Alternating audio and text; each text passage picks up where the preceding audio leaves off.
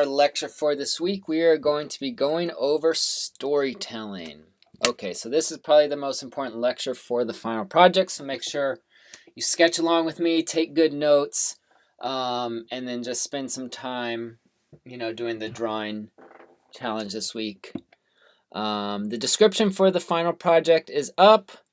Go look at this as soon as you can so you get an idea of what it all entails. Basically, you are going to be creating a book cover illustration. So creating the image that will go on a book cover. So it's called narrative illustration design. So our illustration and our artwork that we are creating for this final project is all about creating storytelling images. So creating an image that tells a story. So I think this is probably one of the most powerful tools we have as artists, is to be able to tell stories with images.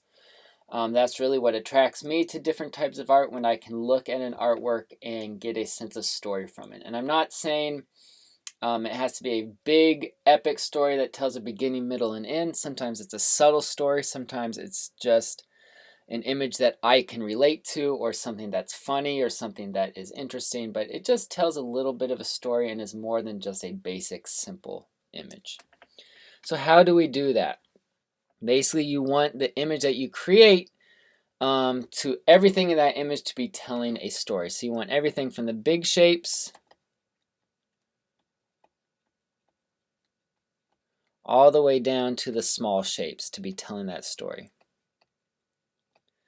So what do I mean? The big shapes are the ones that you read very quickly. So you just glance at the image. It's the major shapes of the composition. The ones that you have a very quick read, meaning you can look at that image, and those big shapes kind of give you basically an overall impression of what that image is about and what that story is about. Small shapes. And then the small shapes take longer to look at. They're smaller shapes, so obviously small shapes is details, things like texture, silhouettes, facial expressions if you have people,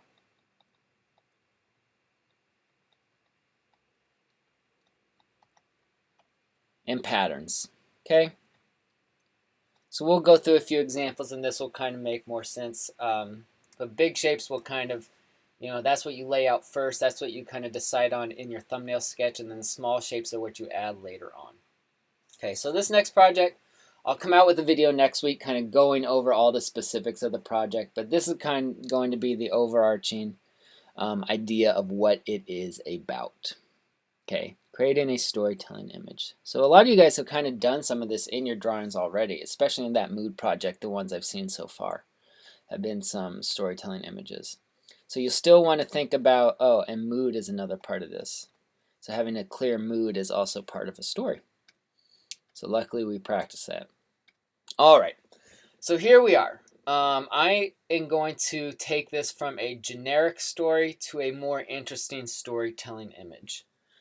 All right, so I'm going to tell this story, basically create an image of a corner store. So just a corner store you might go by in a city street or in your neighborhood, where you can just buy, candy and snacks and food, and maybe it's connected to a gas station sometimes, things like that. Okay, so right now I've created this image to kind of show the big shapes of this, this story. So right now, if you glanced at this, you're probably, okay, good. There's an awning, there's a door, there's a building. I kind of understand this might be a basic store or corner store type place. Okay, so what I want you to do, you can kind of draw a version of this in your sketchbook and kind of just add along with it. So what I want you to do now is think about, what could I add to this to make it a more interesting and engaging image to kind of tell a story about a place. Okay, so think about when you've been walking down a city street, what sort of things can I add to this? I find sometimes it helps to write a list too. So some people their mind might work that way, where it's easier to write a list for it. So as I'm looking at this, I can think of like a lamppost, signs, people, cars, background.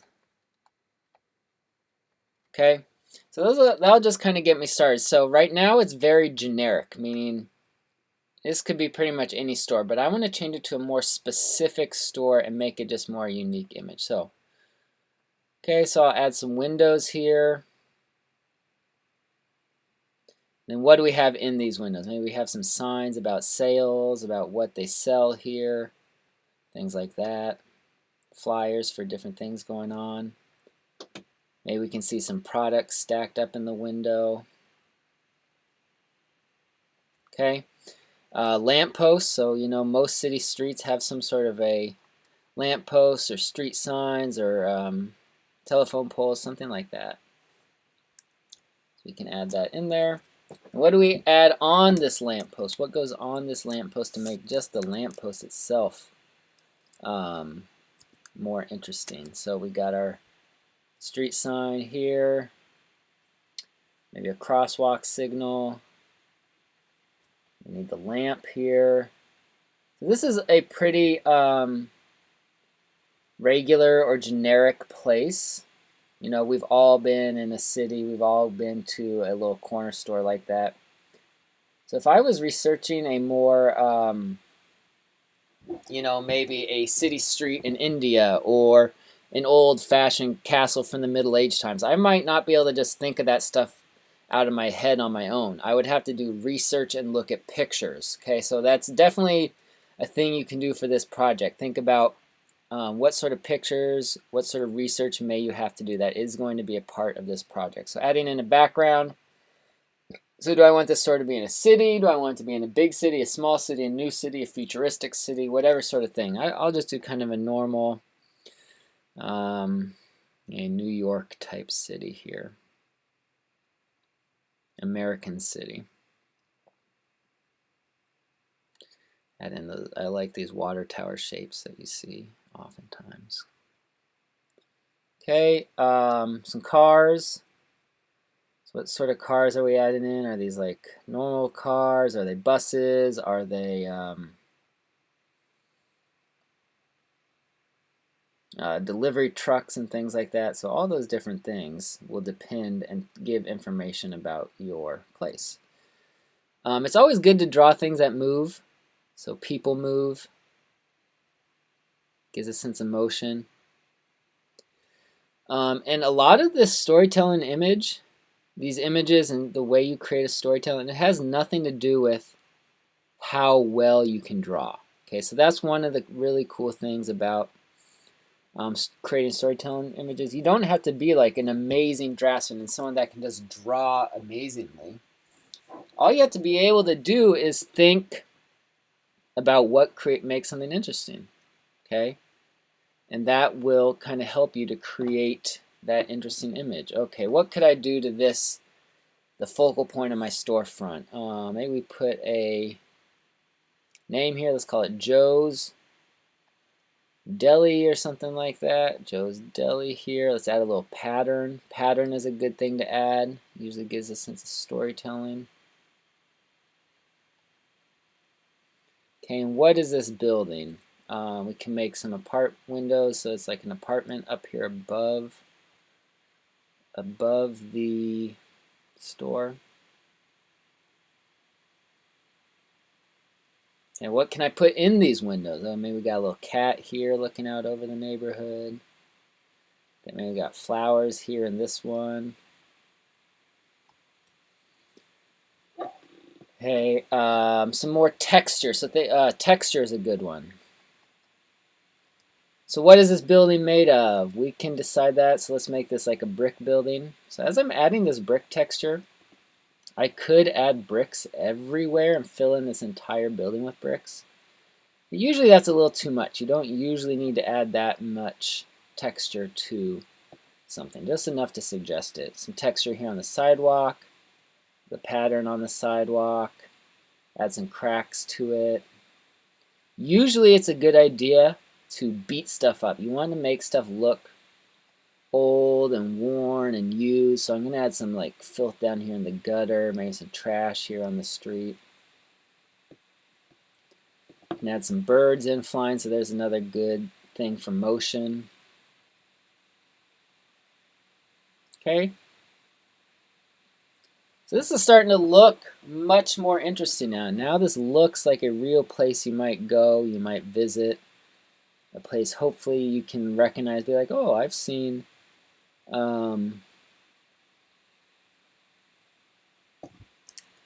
you know, a store like this. I've seen a store with a mailbox out front. I've seen a store with street with signs on the corners. Okay. So it's really just kind of making the image so people can relate to it. And I find, especially in my own work, like I'll draw an amazing, like, you know, a character or a scene, and people are like, oh, I love this little bit of grime and dirt you put there in the corner. I'm like, that was not hard to draw. But lots of times it's those little details that people really like and people really respond to in your image. And again, this has nothing to do with how well I'm drawing. Like if I zoom in here, this is not like a good drawing of a lady and little kid. It's very simple. Look at this guy. This is not a good drawing. That's not necessarily a good drawing of a mailbox. Any of you guys can draw that. But it's how you put all of these things together to create a more interesting image.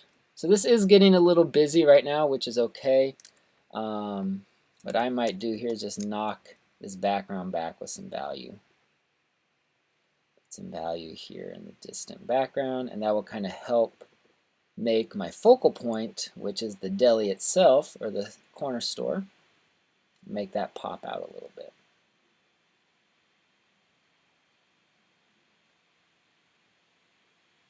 So now that focus is there. Now that actually that most value contrast is on the stripes of the awning, which is good. I could even put some dark shapes maybe here on the windows. That could get some more value contrast in there as well. So have fun with these. These should be fun, interesting images for you to create. I would say do your own version of this drawing, and you can add storytelling to anything. That's what our drawing challenge will be this week. Is basically I just give you a very basic house without a lot of storytelling, and then you have to add details to it. So it's helpful too to think about who occupies this space, what type of person owns this this corner store, what does the corner store sell, who does it serve, is it old, is it new, is it clean, is it dirty, whatever. But all that little stuff will make it a more interesting image. So we went from very basic with very big shapes to something more interesting and more specific with all of those details added in. So you can do this with lots of things. I've talked to people about their silhouette characters, so avoid this typical silhouette person. So how can you make this thing more interesting? There's a number of ways you can go. Okay, I like to just add a hat on. That automatically will kind of make it more interesting. And is this person round? Is this person tall? Is this person skinny? Do they have big legs or little legs or long legs? Are they carrying something? Okay, do they use a walking stick? So already now, just that little bit of change from here to here makes it a more interesting silhouette. And now I kind of have an insight into who this person is. Kind of a round-shaped person carrying their bag, walking with a cane. Just that little bit does a lot. Okay, so here's another one. We got kind of a mountain scene. Again, I kind of have all the big shapes in here. We got some trees in the foreground, some rocks in the foreground, and the big mountain for our focal point. But then I can come in here and just add details to the trees, add some limbs and branches in here. These are kind of stylized trees. They're simplified. I'm not trying to draw them realistically. Add some little like leaves and stuff blowing around here in the foreground. I can come and put some cracks and some texture here, maybe some snow-capped peaks on the mountain. Lets me know how tall those mountains are. Okay. Maybe some small trees on this hill, so it has a little bit of texture. Okay, we can have like a moon here. You guys know I like to do this for that value, contrast, and types of clouds.